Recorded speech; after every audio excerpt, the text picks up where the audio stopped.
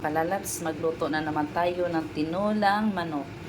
So ayan, kalalabs yan ang ating mga sangkap. Tsaka lagyan natin malunggay. Tama-tama sa panahon ngayon na maulan-ulan. So masarap ang sabaw ng tinulang manok. Ganito ako magluto ng tinulang manok. Yan. Pagkakalagay ko na yan. Ilagay ko itong manok.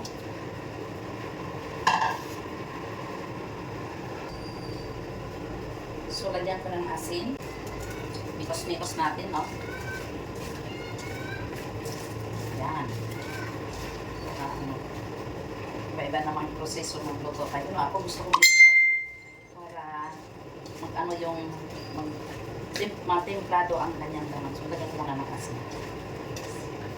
Sibuyas, luya. So, ilagay ko to para mabango. Tapos papakatas.